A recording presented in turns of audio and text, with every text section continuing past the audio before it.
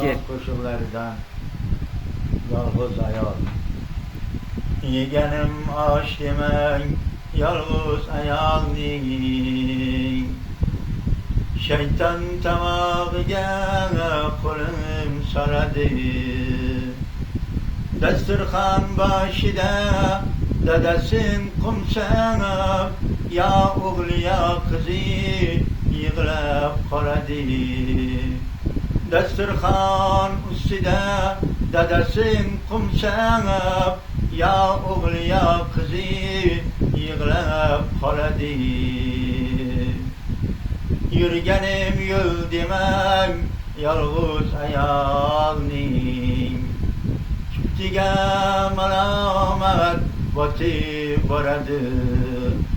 O'sha jon qiynalib tortolmay turgan aravani yolg'iz tortib boradi. O'sha jon qiynalib tortolmay turgan aravani yolg'iz o'zi tortib boradi.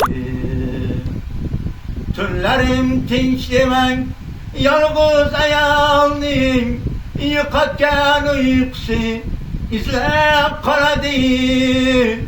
Alaqlab dadasin chaqirsa qizi, alamdan yostiqni tishlab qoladi.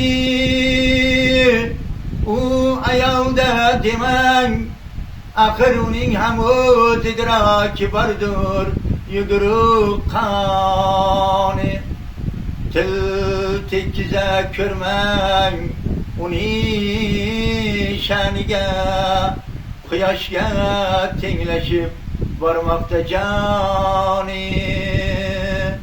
Yeganim osh demang yolg'iz ayolning. Shayton tomog'iga qo'lin soladi.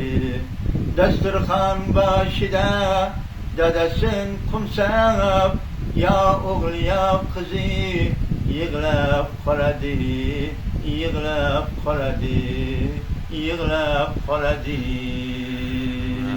Rahmat, yashang.